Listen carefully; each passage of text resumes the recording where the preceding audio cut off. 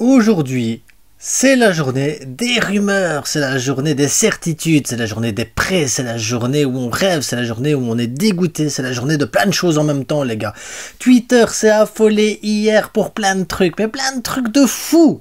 Plein de trucs de fou. Alors, je vais vous énumérer les trucs de fou. On va passer brièvement les rumeurs. Vous inquiétez pas, ça va être très bref. On va parler sur du concret après parce que voilà de quoi on va parler aujourd'hui. Comme ça, voilà, vous avez déjà le tableau. Vous regardez, vous dites, ah, Félix, Kane, Silva, Ulo Celcio, Riyad Estanis Torre. On va parler d'Ebe qui part aux US. On va parler de Nico de Ferran et d'Aruro qui risque d'être vendu. On va parler de tout ça dans cette vidéo. C'est maintenant, c'est l'instant. J'espère que vous allez bien, que vous portez bien, que tout se passe pour le mieux pour vous. C'est tout de suite.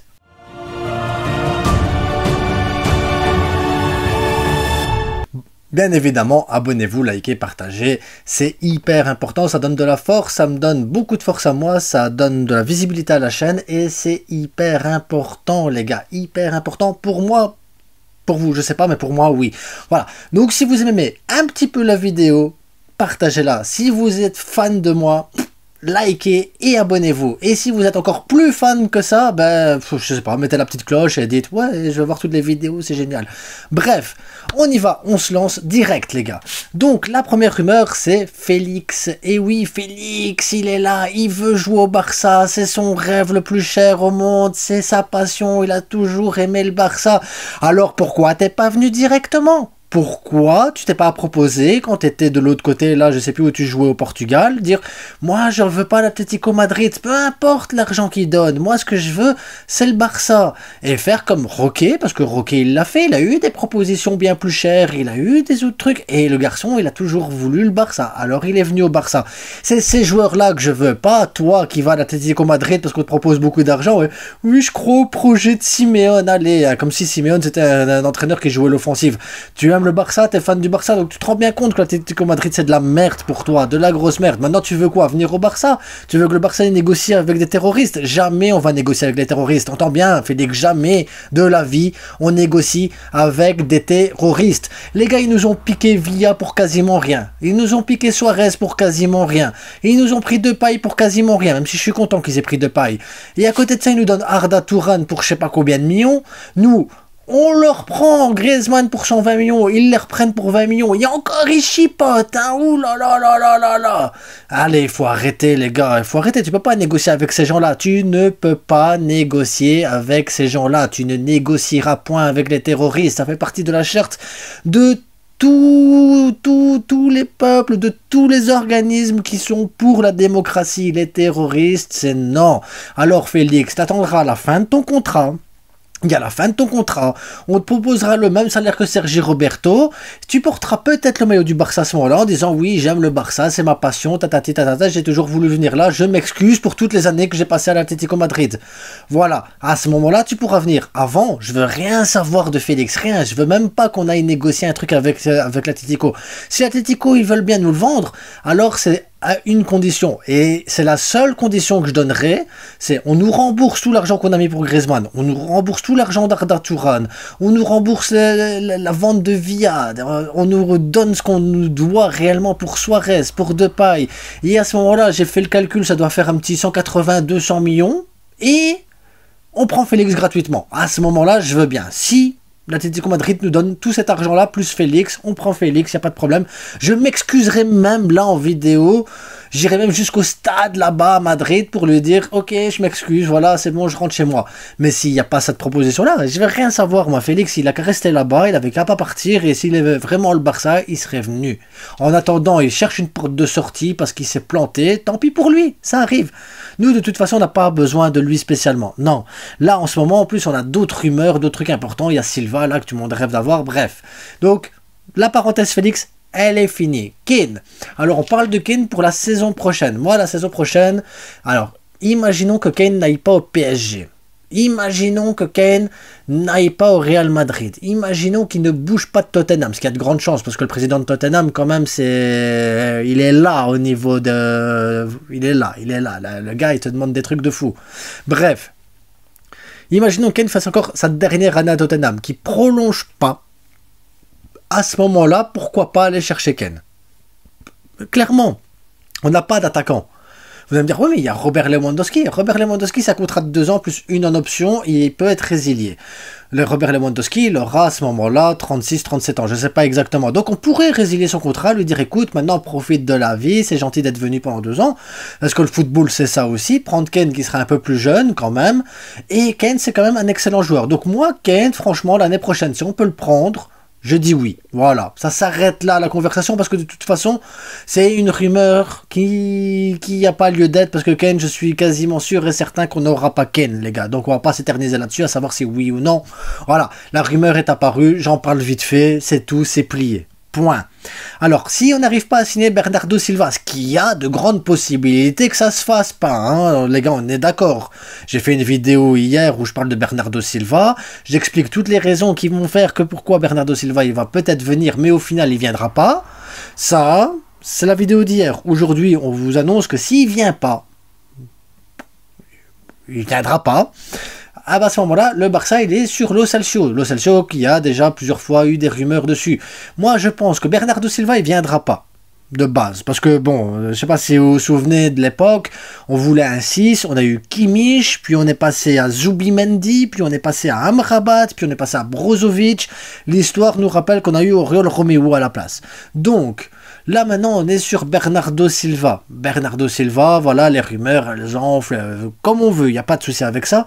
Maintenant il y aura Lo Celso. Mais Lo Celso il joue pour Tottenham. Tottenham, on veut négocier avec eux pour l'anglais, donc à mon avis il y aura peut-être un truc à faire avec Tottenham, parce que justement l'anglais, parce que justement il y a le match, la Gamper qui se passe contre eux, parce que justement Lo Celso intéresse le Barça mais pas spécialement Tottenham, donc il y a peut-être possibilité de faire quelque chose. Là, c'est possible. Bernardo Silva, ça l'est beaucoup moins, je le rappelle. Bref, ça c'était toutes les rumeurs de la journée, donc vous avez vu, je pense qu'on a dû faire 2 minutes, 3 minutes maximum dessus, il y a encore les 3 quarts du temps, je les ai passés à insulter presque l'Atlético Madrid.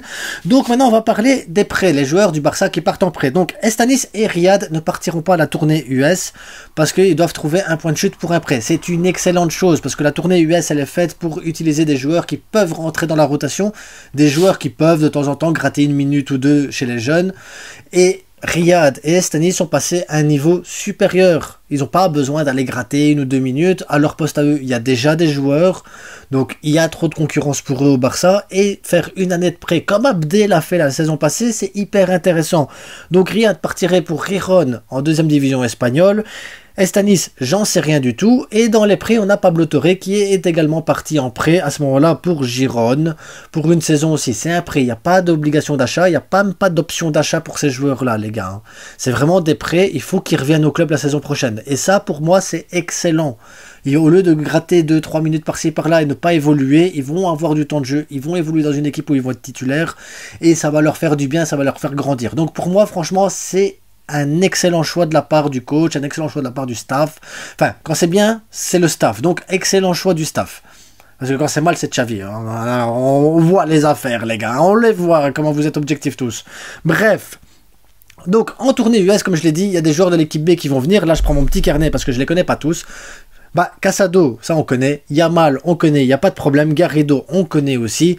Faye, on connaît également. Donc, lui, il va faire la tournée. Après, il y a Estralaga qui va aller, Valle et Fermin Lopez. Donc voilà, les 3 derniers, je les connais pas spécialement, je les ai pas beaucoup vus jouer, donc je peux pas vous parler plus d'eux. Maintenant, Casado, pour moi, c'est un joueur qui doit faire partie de l'équipe A, qui doit rentrer dans la formation A. Point barre. Pour moi, c'est ça, il doit plus rester en division 3. Yamal doit commencer à gratter des minutes de jeu avec la A sans spécialement être titulaire, sans spécialement être sur le banc ou sans spécialement être inscrit directement avec la A. Voilà, pour moi, ce que je pense de Yamal. Yamal doit gratter. Il a que 16 ans, les gars. Il a que 16 ans. Calmez-vous avec Yamal. Laissez-lui le temps de grandir un petit peu, de se former et éviter les grosses blessures, éviter les frustrations, éviter les coups de pression, éviter tout ce que Fati a reçu finalement, et on est tous en train de regretter Fati comment il était pendant les 2 dernières saisons. Donc on se calme avec, et Garrido pour moi est un joueur qui peut jouer dans l'équipe 1. Maintenant, pas en titulaire parce qu'il n'a pas encore le potentiel qu'il faut, mais du moins en équipe 1, de temps en temps, il doit rentrer, il doit faire partie un peu de cette rotation. Donc moi, ça me fait plaisir de les voir partir maintenant pour la tournée US, c'est une bonne chose. Ensuite, dans les joueurs du Barça qui devraient être vendus, on a Nico qui devrait être vendu à Porto, les gars, donc ça devrait se faire, et c'est une bonne chose. Nico n'a plus le potentiel pour évoluer avec l'équipe A. Nico a eu beaucoup de blessures, Nico a eu beaucoup... Et je pense que c'est un joueur orgueilleux qui veut énormément gagner du temps de jeu, gagner de la place et tout ça, mais au final, quand on a un milieu comme on a actuellement, il peut pas prétendre à être titulaire presque indiscutable. Oui, on doit former, oui, on doit apprendre, oui, on doit lui laisser le temps, et oui, on doit justement l'entraîner pour qu'il devienne ce titulaire, mais je pense que le joueur veut déjà être ce titulaire-là. Et ça va pas aller avec le groupe, ça va pas bien fonctionner, donc vaut mieux qu'il parte. Là, ça serait une vente à Porto, et c'est une bonne chose. Donc moi, je suis pour. Ensuite, on a Araujo qui partirait à Las Palmas. Julián Araujo. Oui. Donc Julián Araujo devrait partir à Las Palmas en prêt avec une option d'achat. L'option d'achat c'est 7 millions. Voilà, c'est une bonne chose. Maintenant je ne peux pas vous dire si Araujo avait la place à Barcelone, s'il n'a pas la place. Je l'ai vu jouer une seule fois. Et contre une équipe au Japon. Donc voilà, est-ce que ça justifie que je fasse une critique ou l'autre sur le joueur? Non, j'en sais rien. Je ne sais pas le niveau qu'il a. On aurait pu voir l'entraînement, mais je ne vais pas aux entraînements, donc je ne peux pas vous dire. Donc, on a Ferran Torres qui aurait à mon avis une offre qui est tombée, qui devrait tomber. En tout cas, il intéresse énormément Aston Villa. Aston Villa qui a des sous. Aston Villa qui est une ville très intéressante pour Ferran Torres, qui est une destination de rêve pour Ferran Torres, qui est justement ce que Ferran Torres a besoin pour se relancer. Ferran Torres doit aller à Aston Villa pour retrouver la première ligue qu'il a gagnée avec City, pour retrouver les couleurs, pour retrouver l'envie, pour retrouver cette rage. Ferran Torres doit absolument y aller pour sa carrière, pour lui personnellement. Oui, ça me brise le cœur de dire ça, parce que Ferran Torres devrait rester au Barça, parce qu'il pourrait être devant Lewandowski, parce que Ferran Torres est le futur Ballon d'Or, il y a une vidéo là-dessus les gars. Mais pour son bien personnel, je pense qu'il pourrait aller à Aston Villa, ouais. Ça me fait mal au cœur de le dire. Je suis sûr qu'à vous aussi, ça vous fait mal au cœur que je le dise. Mais il faudra faire avec, les gars. Aston Villa, s'il propose une offre, il faudra lui dire, il faudra le pousser, il faudra le convaincre à Ferran Torres qu'il doit y aller, parce que c'est pour sa carrière qu'on pense, nous. C'est à sa carrière qu'on pense, pas à nous. Donc, s'il propose entre 40 et 50 millions, il faut dire oui. Il faut dire oui, direct.